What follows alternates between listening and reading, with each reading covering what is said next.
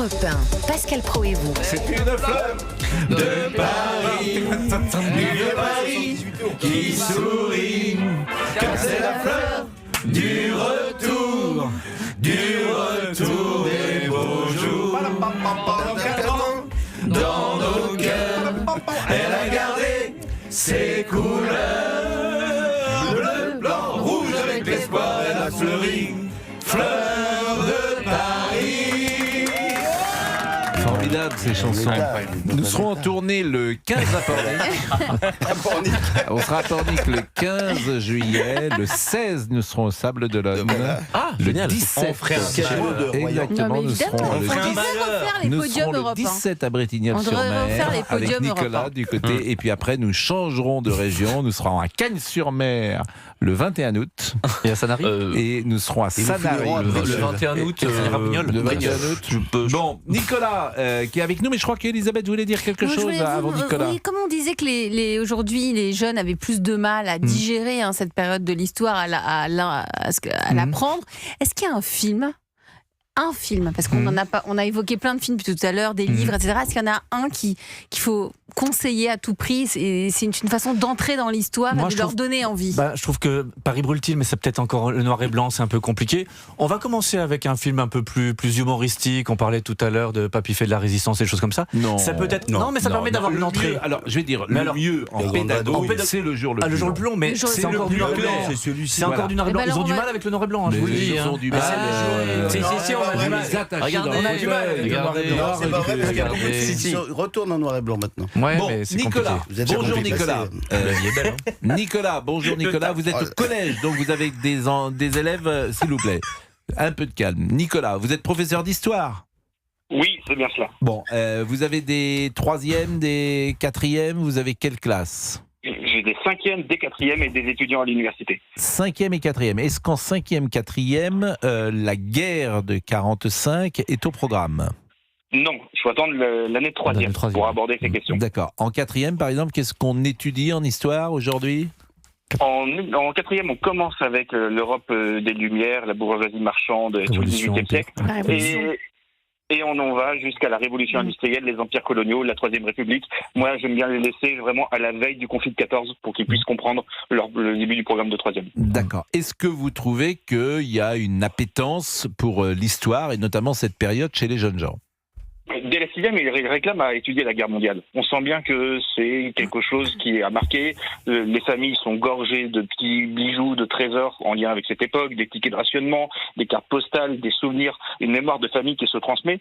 Donc on a une jeunesse qui réclame, qui est demandeuse. Et je sens une jeunesse qui est complètement perdue par ce zapping permanent et qui recherche vraiment lequel est l'important. Et pour moi, cette histoire-là est importante et répond vraiment à un besoin de la jeunesse aujourd'hui. Et comment vous l'enseignez, cette période-là? Quels sont les trucs, si j'ose dire, que vous mettez en place pour les intéresser?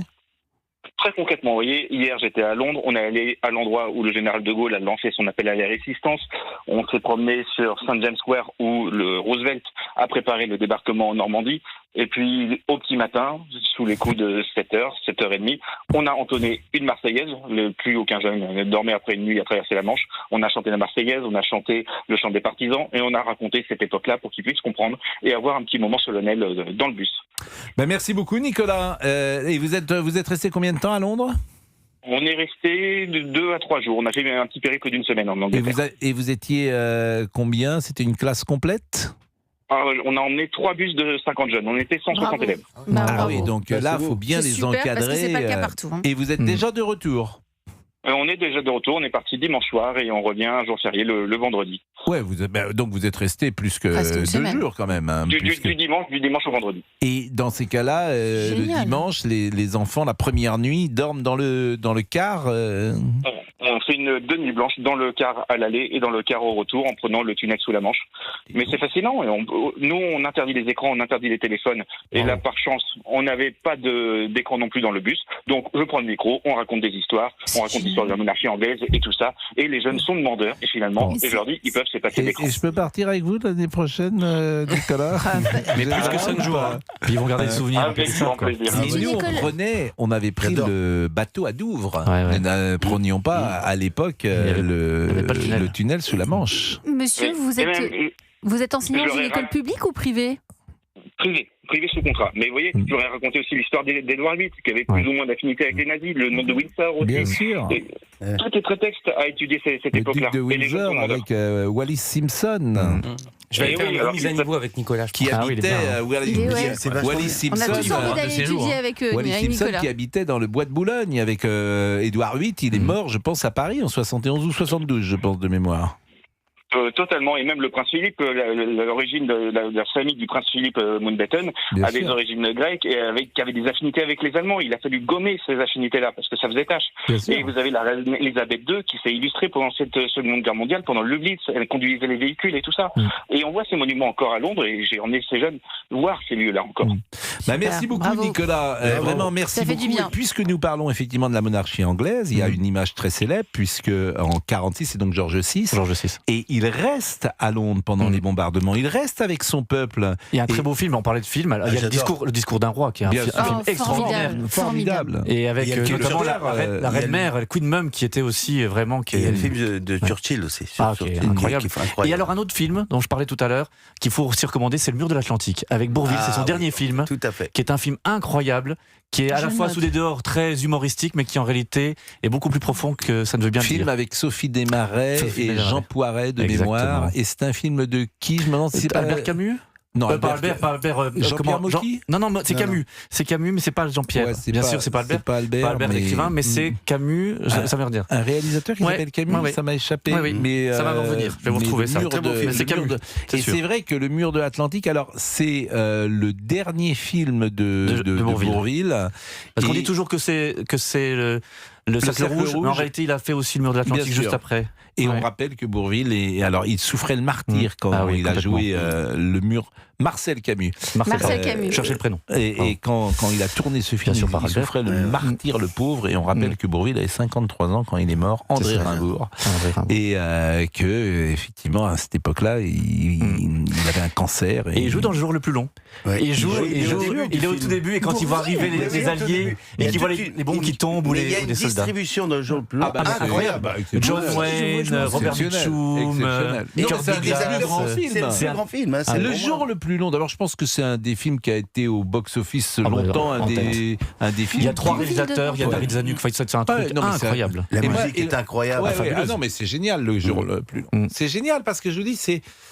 Comment dire, si tu ne connais pas, je ne veux pas dire que c'est un film Wikipédia, mais c'est l'exact contraire du Soldat Ryan. Le Soldat Ryan, c'est l'Amérique, quoi. C'est la guerre par le petit bout de la lorgnette. Et c'est sympa aussi, et c'est formidable, Le Soldat Ryan. Mais Le Jour le plus long, c'est vraiment l'histoire. Et Claude Rich qui joue le général Leclerc, qui est incroyable. Il a une proximité, une ressemblance physique fabuleuse. Franchement, c'est un très bon film. Voilà, c'est ça la musique. Oui. On voit Robert Mitchum avec son cigare du film. Bon je pense que nous avons été bien complets grâce à vous. Et en tout cas, on a appris certaines choses, notamment. Je pense qu'il y a beaucoup de gens qui ne savaient pas que Philippe Pétain il avait demandé en 22 à être avoir comme parrain Pétain, qui avait donné son accord, et finalement il faudra attendre.